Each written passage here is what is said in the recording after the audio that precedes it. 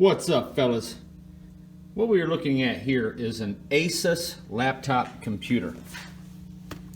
And the reason I'm posting this video is about the durability of laptops and computers. You can see the date here, 12/23/2018. And the reason I'm posting this video is because the subject of computer durability is a serious issue for people that a lot of people don't even research. They just go out and buy a laptop they like. My Toshiba laptop just failed. Okay, it lasted about 7 years, maybe a little longer than that.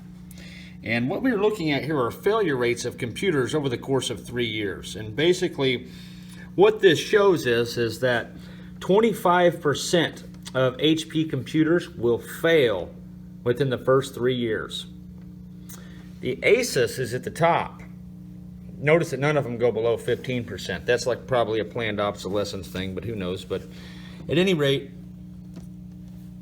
after 3 years, only 15% of these models will fail. Now, I know an old programmer who has had a Toshiba for over 12 years. That thing still might be going. He's kind of just stubborn and will not buy another laptop until that one breaks, even though it's like complete. It has like an I-1 or something in there. This thing is so old. So I have always been a Toshiba fan. However, I broke my Toshiba somewhat in a fit of rage. It still worked and probably could have been salvaged, but some very important photos and diagrams were attempting to be emailed and uploaded and all that stuff, and I could not do it. And I accidentally cracked the screen, so it still works, but the screen is cracked. So here I am with a new computer because I just had to get the job done. And after reading about these failure rates, it appears that supposedly the ASUS is more reliable. So if you're going to buy a laptop, definitely go with that. And I'm going to show you what I'm about to do to this one, which is swap out the SSD or the HDD for an SSD.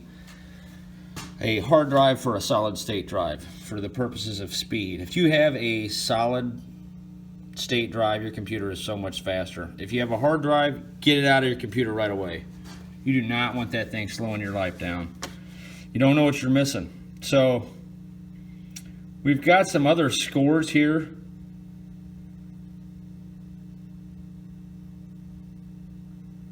But I don't know what this other score is. I haven't even read it. I think this is about how much people like the computer. You'll have to kind of sit here and read this, but at any rate, I don't care what this thing says. I would rather have my computer last longer. You can see Apple. Everybody likes the Apple, but they're not as reliable as the ASUS. Okay, right away, ASUS. Can someone tell me how you pronounce that? Man, I just dropped a good screw. ASUS is earning some points already. They have Loctite on their screws. You see that? Now the reason why I bought this computer is because if you look at the failure rates of your typical laptops, you'll notice that only one other computer beats this one, and that's the old Toshiba. Toshibas are well known for never showing up at repair shops. You ask any repair tech what computer they see the least, and they're going to tell you Toshiba. I've seen this in the forums time and time and again. I've corroborated this information by doing research again, and I'm going to shut up and get on with it. Here we go. I have a really short screw here and a really long screw here. I bet you all these back screws are really long. I don't want to forget that. Okay, guys and gals, and I'm talking to you specifically. This is the tool I used. Once you get the screws out, you'll want to jam this up into the seam and then just kind of walk it around the unit.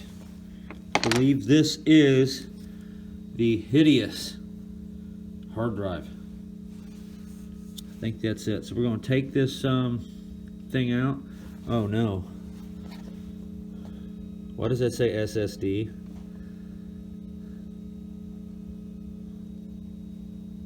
Do I need to put a chip in to run an SSD here? I don't know.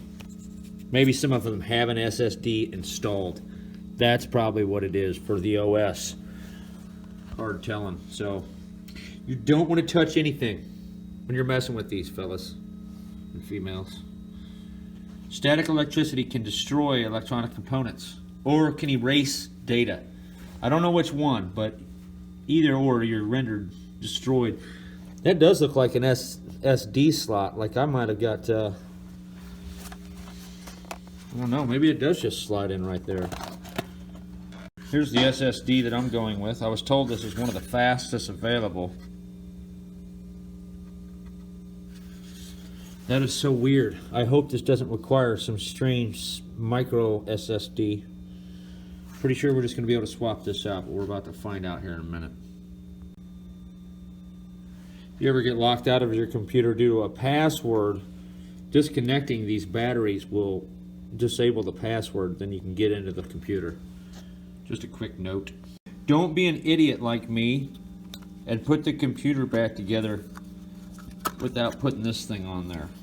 It's just kind of a caddy shell that holds it in place. It's not really a mount bracket, but that might have got ugly. It dawned on me after looking at this for a second that maybe I am doing something really stupid here. For example, I didn't even really tie the SSD into that. I think you're supposed to screw the SSD into this. I'm not going to bother. I'm going to put one screw in there and call it a day. I don't want to keep taking this thing apart. That can't be good for it. And right away that there is a hidden cost to this upgrade. And that is, unless you're extremely computer literate, you will have to buy Windows 10. If you are very competent in computer hardware and software, you can get the Windows 10 key off of this computer and do a bunch of stuff that I ain't about to teach you. That's a whole other video. There is a way where you can get out of spending 140 bucks. But look at it this way. By doing this myself, it costs the same as if you were to pay Geek Squad to do it. I did it myself for the same price. I just had to buy this. Unfortunately, they just sold me a brand new computer that has Windows 10 on there, and they would not honor any of that in any way. So there is a way to get the product key off your existing Google. You have to have another computer to do it. It's quite the endeavor.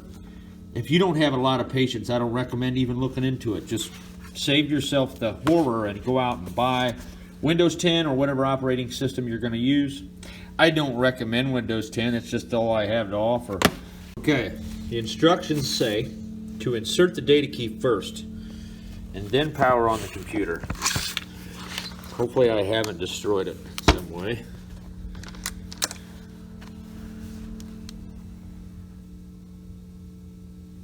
So far, so good. Okay, Windows setup. Choose an operating system to start. Okay, now it didn't say nothing about that. My little stream thing go. Stream me.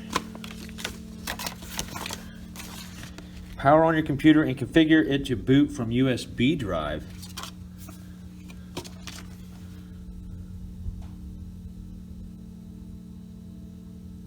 Oh crap, I think I waited too long. I was reading! Give me a break!